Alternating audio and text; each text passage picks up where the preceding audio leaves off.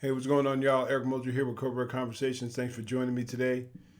In today's video, I wanted to address or go over a recent shooting that took place in Texas. The headline says, Sheriff, Pastor dead, 2 hurt in shooting at Texas church. So we're going to jump right in. In Winona, Texas, a pastor was killed and 2 other people were injured in the shooting at an East Texas church Sunday after the pastor confronted a man who had hidden from the police in the church overnight. Authorities have been using dogs and drones to search for the man late Saturday in woods near Winona following a car chase, and the pastor of the nearby Starville Methodist Church discovered him hiding in a church bathroom Sunday morning. Smith County Sheriff Larry Smith said at a news conference. So the first thing to note was that, or doesn't come across as if it was a targeted attack. It doesn't seem like it comes across as if he sought out the church and sought to do harm, a religiously motivated attack. Smith declined to say why authorities had been searching for the man. I kind of wonder why they chose not to say why they were searching for him initially. Maybe it's part of a broader investigation. That would make sense if that was the case.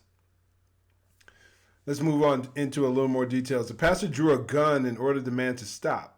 So I don't know if he was walking where this took place or what the distance was, as far as from the pastor to the suspect. But the man grabbed a weapon and began shooting with it. The pastor was killed, a second person was injured by gunfire, and another was hurt in a fall. Wow.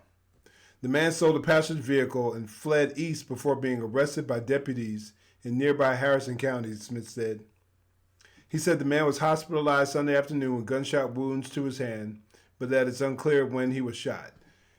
I'm wondering if they're unclear over the fact of maybe there was a gunfire exchange between him and the pastor, or whether there was a shooting between him and the deputies. But I'm sure more will come to light. Comment down below, guys. What do you think? What do you think is most likely? I tend to want to lean that, considering the close proximity, or how it ended up being a close proximity confrontation between the pastor and the suspect, I think I have a tendency to believe that's where it took place, but I could be wrong. Smith declined to identify the pastor and the other people injured or the suspect. The sheriff said the shooting suspect will likely face a capital murder charge.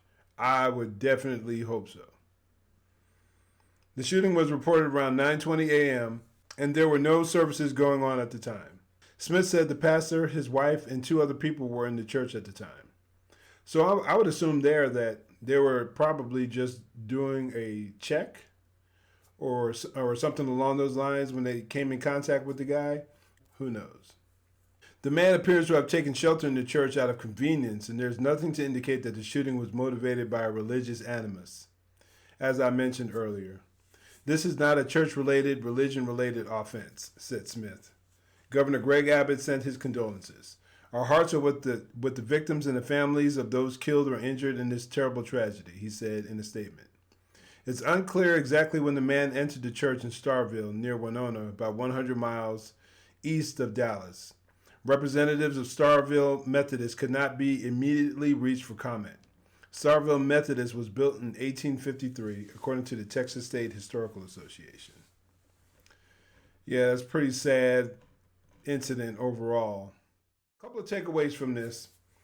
One is, and I was just thinking through this earlier today, is prior to the whole COVID-19 coronavirus outbreak, I had been talking to me and another individual, another retired police officer, had been talking to our congregation about getting a security team up and running. Security team, people who are trained and skilled with the medical background to prevent or minimize any potential active shooter or any potential violent encounter that may, or any incident for that matter, that may take place in our church. And we kind of fell off as a result of the coronavirus. But I was thinking about it today. It was going in my head. It was something that I need to get with the pastor about. We mentioned it a few weeks ago But in light of this, I think it's something we need to take up again and prepare ourselves for. Me personally, I'm always carrying when I'm at church. I just think it's wise. It's funny because I remember a few years ago talking to a few guys while I was at work, and they laughed at the idea of me carrying my gun with me each time I go to church. This might have been back in 2008 or so, 2007, 2008. But I think nowadays, in light of the world that we're living in, as this country grows increasingly anti-God, anti-Christian. Now, and I know this wasn't a religiously motivated attack, but as this country grows more and more godless, as it would appear, it seems as if situations like this are more likely to occur. So I think it was a good idea on one hand, for the pastor to be prepared to carry. I think that's a good thing. I think that's intelligent. I think it's smart. Unfortunately, it ended tragically. Now, a few things that I can think of just off the top of my head that might be able to prevent a situation like this from occurring are, and I don't know the details, so I'm not coming down, I'm not bashing this pastor. I don't know how everything went down, but these are just some things that I can that come to my mind as to how something like this could take place. If you can, to the best of your ability, try to maintain a safe distance between you and the threatening party or the suspect. He might have been doing a facility check, and he would check one of the stalls and there he was. Or he might have been walking and they just came in close contact with each other. I don't know. Hopefully more details will come out as time goes on.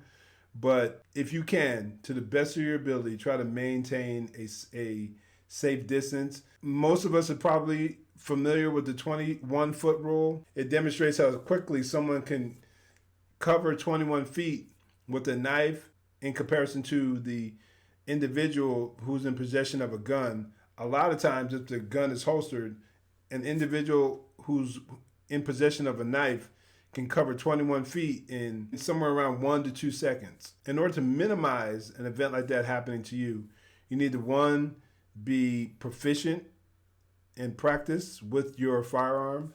And also, you don't want to be overconfident, because I know a lot of people who carry want to think that they can shoot like John Wick, or they can stop the world. But the reality is, if you shooting is like any other skill. If you don't use it, you will lose it. Your skills can quickly deteriorate. And it also brings to mind I was thinking when I used to work at the jail, there were situations where I might have been messing with somebody, just talking a little mess with a coworker or somebody along those lines, talking about I'm gonna whoop them or whatever.